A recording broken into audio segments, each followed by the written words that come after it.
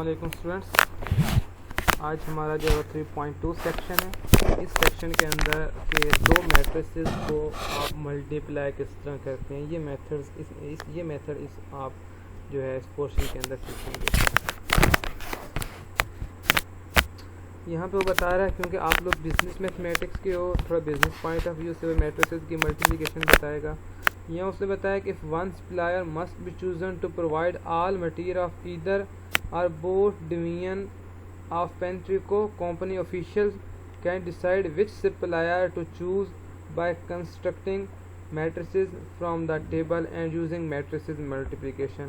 यहाँ ऊपर उसने एक कंपनी थी जिसके रेट बताया कि एक Paintco industry is a manufacturing company that has two divisions. इनकी टू डिवीजन्स हैं, एक क्लैरियन है और एक ब्रूक्स हैं। ठीक है, क्लैरियन के अंदर स्टील भी यूज़ होती है, वुड भी यूज़ होती है एंड प्लास्टिक भी, उनकी ये मकदार है। These raw materials are supplied by western supply and coastal supply. अगर ये वेस्टर्न और कोस्टल को सप्लाई कर दिया दो अलग जगह पे, तो वेस्टर्न बेसिकली ये सप्लाई जो है वो है और कोस्टल के ऊपर ये है। तो आपने क्या करना है, मैट्रिसेस की मल्टीप्लिकेशन जो है वो फाइंड आउट करनी है। तो आप क्या करते हैं, यहाँ उसने कहा कि एग्जांपल नंबर 3 के अंदर वो हमें बताएगा कि इन मैट्रिसेस की मल्टीप्लिकेशन कैसे करनी है। मतलब एक तो आपको वो मटेरियल रिक्वायर्ड होता है कि उस मटेरियल के आपके पास क्या अमाउंट है, और दूसरा आपके पास मौजूद होना चाहिए कि जहाँ जहाँ सप्लाई जानी है आपके वहाँ की रिक्वायरमेंट क्या क्या है। या पहले एग्जांपल के अंदर उसने कहा many computations that occur in business and manufacturing operations can be expressed and analyzed by matrix multiplication। के काफ़ी काम जो है आप बिजनेस मैथमेटिक्स के अंदर जो है आप लोगों को वो जो है ये मैट्रिसेस मल्टीप्लिकेशन के ज़रिए से करना पड़ता है। For example suppose one store of electronics retailer has 30 plasma TVs के, आपके पास एक जो शॉप है इलेक्ट्रॉनिक्स की, उसके पास 30 में है वो प्लाज्मा टीवी है, 20 LCD टीवीज़ हैं और 10 होम थिएटर सिस्टम्स हैं in its inventory. If the value of each plasma TV is $800, अगर उनकी वैल्यू $800 हो, ये देखें ये टोटल 30 प्लाज्मा टीवीज़ थी, लेकिन इनकी आपके पास जो टोटल वैल्यू है वो $800 है। सेम टू सेम जो आपके पास ये टीवीज़ 20 जो आपके पास टीवीज़ थी LCD टीवी, उनकी वो कहते हैं $750 हैं, और LCD टीवी जो हैं उनकी 500 जो आपके पास हैं वो, सॉरी ये जो आपके पास नेक्स्ट है 10 होम थिएटर्स, उनकी $500 है। तो हर एक को उसके अमाउंट के साथ मल्टीप्लाई कर देंगे, 30 विद 800, 20 विद 750 एंड 10 विद उसकी अमाउंट $500। ओवरऑल आपके पास ये बन जाएगा $44,000। नेक्स्ट वो कह रहे हैं if we write the value of each of items in raw matrices, आप रॉ और मैट्रिसेस की फॉर्म में लिखेंगे। तो फर्स्ट आपके पास जितनी आप यहाँ पे उसके पास प्रोडक्ट्स थी, अब ये एक ही इलेक्ट्रॉनिक्स की शॉप के अंदर प्रोडक्ट्स है सेम ही तरह की, तो ये एक ही रॉ के अंदर आ जाएंगे 30, 750 एंड 500। ये 30, उसके बाद ये 750 और 500 and the number of each of items in column matrix B, then the value of inventory में बी रिप्रेजेंट एज। सबसे पहले उनकी प्राइसेस उसने लिखी हैं $800, $750 एंड $500, उसने प्राइसेस लिखी, इसको एक मैट्रिसेस ए कह दिया। दूसरा जो है वो टोटल जो प्रोडक्ट्स थी उन प्रोडक्ट्स का एक कॉलम बना दिया, ये रो मैट्रिक्स बना दिया, ये कॉलम मैट्रिक्स बना दिया, और इन दोनों मैट्रिक्स को आपस के अंदर मल्टीप्लाई कर दिया। एक बात याद रखें, जब रो और कॉलम मैट्रिक्स आपस में मल्टीप्लाई होते हैं तो फर्स्ट के अंदर इस तरह का एरो साइन होता है और नीचे इस तरह का आपके पास कि पहली वाली टर्म पहले वाले के साथ मल्टीप्लाई होती है, प्लस दूसरे वाले दूसरे के साथ, प्लस तीसरे वाले तीसरे के साथ। ये 800 मल्टीप्लाई बाय होगा 30, प्लस ये 750 मल्टीप्लाई बाय 20 होगा, प्लस 500 मल्टीप्लाई बाय 10 होगा। तो 800.30 प्लस 750.20 प्लस 500.10, ओवरऑल ये $4,000 आ गए। In general, we can multiply a row matrix A time a column matrix B if A and B have the same number of elements। अगर A और B same number of elements रखते हो तो वो ये बता रहा है कि यहाँ एक रो को दूसरे कॉलम के साथ आप मल्टीप्लाई करेंगे, और ये मल्टीप्लिकेशन कुछ इस तरह से होगी कि ये रो मैट्रिक्स और ये कॉलम मैट्रिक्स आपस में मल्टीप्लाई हो जाएंगे। नेक्स्ट उसने कहा, नेक्स्ट यहाँ पे आ जाएंगे प्रोडक्ट ऑफ टू मैट्रिसेस क्या होती है। यहाँ पे उसने कहा product of to matrices given m cross n matrix A and n cross matrix P, कि आपके पास दो मैट्रिक्स हैं, एक m क्रॉस n मैट्रिक्स है और एक n क्रॉस P मैट्रिक्स है। तो मैट्रिक्स प्रोडक्ट क्या होगा, तो इनका प्रोडक्ट आ जाएगा फर्स्ट की रो और दूसरे के कॉलम्स, ये तकरीबन इसका आंसर बनेगा।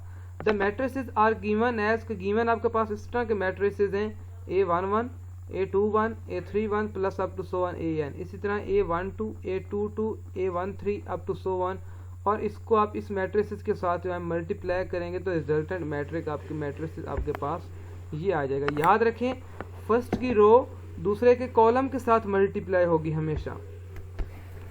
लाइक यहाँ पे उसने एक मैट्रिक्स बताया है कि find A B if A is equal to 3 2 6 4 5 and 10 और B इज इक्वल टू है A B C D E F G H। तो फर्स्ट की रो और सेकंड के कॉलम के साथ मल्टीप्लाई करते जाएंगे। आप कैसे मल्टीप्लाई करेंगे इसको, कि ये फर्स्ट रो है 3 और 4, 3 मल्टीप्लाई बाय A होगा, ये 3A बन जाएगा, प्लस 4 मल्टीप्लाई विद E होगा तो ये 4E आ जाएगा। इसी तरह आप ये 3 और 4 मल्टीप्लाई होंगे B और F के साथ तो ये बन जाएगा 3B प्लस 4F, यहाँ पे ये आ जाएगा। नेक्स्ट मैट्रिक्स बनेगा 3 और 4 मल्टीप्लाई होगा C और G के साथ तो ये बन जाएगा 3C प्लस 4G, तो ये आ गया 3C प्लस 4G। फिर ये 3 और 4 जो है वो D और H के साथ मल्टीप्लाई होंगे तो ये बन जाएगा 3D plus 4H। Same to same अब सेकंड रो है 2 और 2 5, तो अब इस रो की भी मल्टीप्लिकेशन सेम टू सेम उससे ही होगी कि ये सेकंड रो है 2 और 5 तो ये मल्टीप्लाई होगा इधर फर्स्ट कॉलम के साथ कि ये बन जाएगा 2A प्लस 5E, तो ये बन जाएगा 2A plus 5E। Same to same ये 2 और 5 मल्टीप्लाई होंगे B और F के साथ, फिर ये 2 और 5 मल्टीप्लाई होंगे C और G के साथ, फिर ये 2 और 5 मल्टीप्लाई होंगे D और H के साथ, तो आपके पास ये सेकंड रो आ जाएगी। थर्ड है 6 और 10, तो यहाँ पे फर्स्ट रो है 6 और 10, इधर पहले ये 6A प्लस 10E आ जाएगा, ये देखिए 6A प्लस 10E। हमेशा आपने फर्स्ट एलिमेंट को फर्स्ट के साथ और सेकंड एलिमेंट उस कॉलम के सेकंड एलिमेंट के साथ मल्टीप्लाई करनी और ऐड करते जाना है। अब 6 और 10 को आप मल्टीप्लाई कर दें B और F के साथ, इसी तरह 6 और 10 को मल्टीप्लाई कर दें C और G के साथ, और सेम टू सेम फिर 6 और 10 को मल्टीप्लाई कर देंगे D और H के साथ। नेक्स्ट एग्जांपल है तो फाइंड, वो कह रहा है product A B find out करो if A is equal to 1 2 and 1 0 and B is equal to 1 2 और 3 1 है। तो अब 1 और 2 को पहले 1 और 3 के साथ मल्टीप्लाई करो तो ये देखें ये 1 और 2 को ये देखें 1 डॉट 1, नेक्स्ट अब ये 2 डॉट 1 ये आपके पास आ जाएगा 2, ये देखो 1 डॉट 1 एंड 2 डॉट 3 तो ये 2 डॉट 3 आ जाएगा। सेम टू सेम अब 1 डॉट 2 हो जाएगा और 2 डॉट 3, तो आप इस तरह रो मैट्रिक्स भी निकाल सकते हैं। पहले A B मैट्रिक्स निकालेंगे फिर B A मैट्रिक्स भी निकालेंगे। जब A B मैट्रिक्स निकालेंगे तो ये फर्स्ट एलिमेंट फर्स्ट के साथ और सेकंड के साथ आ जाएगा। इसी तरह अब ये A B मल्टीप्लाई हो जाएगा इस सेकंड कॉलम के साथ, यहाँ पे ये सेकंड कॉलम के साथ मल्टीप्लाई हो गया। फिर इस सेकंड को लेंगे तो इसको भी आप मल्टीप्लाई करें, ये रो है इसी तरह कॉलम के साथ आएगा 1 और 3 के साथ, और फिर यही 1 और 0 2 और 1 के साथ मल्टीप्लाई आएगा। तो यहाँ पे जो मैट्रिक्स आपके पास आ जाएगा वो आएगा 9 8 1 2। अब B A फाइंड आउट करना है तो B मैट्रिक्स को A मैट्रिक्स के साथ मल्टीप्लाई कर दें, तो ये फर्स्ट रो इधर फर्स्ट कॉलम के साथ मल्टीप्लाई हो जाएगी, 1 मल्टीप्लाई विद 1 हो जाएगा और 2 मल्टीप्लाई विद 3 हो जाएगा, 2 मल्टीप्लाई विद 1 हो जाएगा।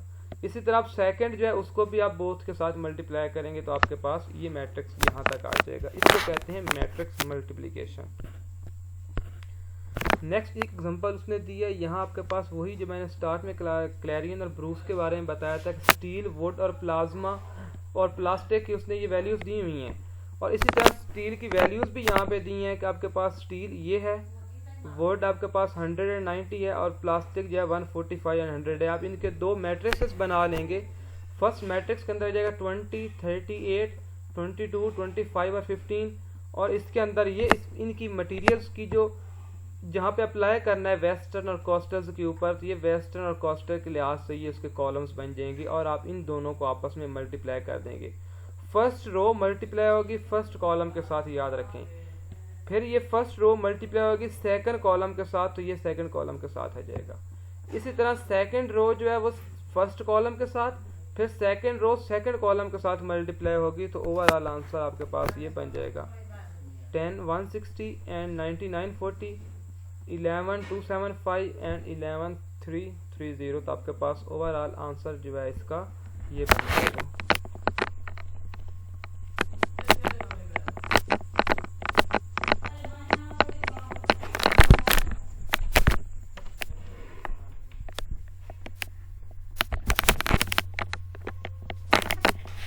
ये दोबारा समझाता हूँ। यहाँ पे एक मैट्रिक्स ए था, इसके अंदर जो गिवन प्रोडक्ट्स थी, प्रोडक्ट्स के लिहाज से ये स्टील, वुड और प्लास्टिक की प्रोडक्ट्स गिवन थी। फर्स्ट रो के अंदर 20 30 और 8 था, और सेकंड रो के अंदर 22 25 और 15 था। लेकिन उसने कहा कि prices charged by the suppliers are given, के प्लास्टिक जो इनकी जो प्राइसेस है वो वेस्टर्न और कैस्टल्स दो अलग जगह पे सप्लाई होती है, और इनकी अलग अलग जो है वो प्राइसेस हैं। इसकी है 300 100 और 145, इसकी है 290 90 और 180। तो यहाँ पे अब इनका पहले ए बी फाइंड आउट करना है, आपने इनका प्रोडक्ट फाइंड आउट करना है। इधर फर्स्ट रो यहाँ पे रखेंगे, पहले इस वेक्टर मैट्रिसेस को रखा, इधर सेकंड मैट्रिसेस को रखा। फर्स्ट रो लें तो 20 मल्टीप्लाई बाय 300 होगा, प्लस फिर ये 30 मल्टीप्लाई बाय 100 होगा, मतलब इस रो को ले रहा हूँ और इधर इस कॉलम को ले रहा हूँ, प्लस फिर 8 मल्टीप्लाई हो जाएगा 145 के साथ। अब नेक्स्ट आ जाएगा यहाँ पे, फिर आप इसको लेंगे 20 को 290 के साथ मल्टीप्लाई करेंगे, प्लस 30 को 90 के साथ मल्टीप्लाई करेंगे, प्लस इस 8 को 180 के साथ मल्टीप्लाई करेंगे। अब यहाँ पे सेकंड रो पे आ जाएं, फिर अब सेकंड रो फिर पहले फर्स्ट कॉलम के साथ मल्टीप्लाई होगी, फिर सेकंड कॉलम के साथ मल्टीप्लाई होगी। तो 22 पहले मल्टीप्लाई होगा 300 के साथ, तो यहाँ बन जाएगा 22.300, प्लस 25 मल्टीप्लाई होगा 100 के साथ, तो ये बन जाएगा 25 100, प्लस 15 मल्टीप्लाई होगा 145 के साथ, तो ये जाएगा 15.125। अब इसको पहले मल्टीप्लाई करें 22 को 290 के साथ, प्लस 25 को 90 के साथ, प्लस 15 को 180 के साथ। अब इन सारी वैल्यूज़ को आपस में मल्टीप्लाई करके ऐड कर दें, इनको भी मल्टीप्लाई करके ऐड कर दें, इन वैल्यूज़ को भी मल्टीप्लाई करके ऐड कर दें, और इनको भी मल्टीप्लाई करके ऐड कर देंगे। तो क्लैरियन और ब्रूक्स का आपके पास जो आंसर आ जाएगा, फर्स्ट आ जाएगा 10,160, दूसरा आ जाएगा 9,940, इधर यह आ जाएगा 11,275, ये भी आ जाएगा 11,330। अब नेक्स्ट वो बात कर रहा है कि आपके पास जो एक मैट्रिक्स होता है जिसको आप बोलते हैं कि आइडेंटिटी मैट्रिक्स। आइडेंटिटी मैट्रिक्स वो मैट्रिक्स होता है जिसके अंदर आपके पास डायगोनल्स एलिमेंट्स 1 होते हैं। लाइक इसके अंदर एक ये डायगोनल होता है, एक ये डायगोनल, एक ये डायगोनल, कि फर्स्ट रो के अंदर फर्स्ट एलिमेंट, सेकंड रो के अंदर सेकंड एलिमेंट, थर्ड रो के अंदर थर्ड एलिमेंट, फोर्थ रो के अंदर फोर्थ एलिमेंट। इस तरह आपके पास हर डायगोनल जो है वो इक्वल टू 1 होना चाहिए। तो ऐसे मैट्रिसेस को आप बोलते हैं डायगोनल मैट्रिसेस। आप डायगोनल मैट्रिसेस भी बोलते हैं और आइडेंटिटी मैट्रिक्स भी बोलते हैं। तो ये आपके पास 3 रोज और 3 कॉलम्स वाला आइडेंटिटी मैट्रिक्स है। तो आप ये कहेंगे आपके पास ये 3x3 आइडेंटिटी मैट्रिक्स है।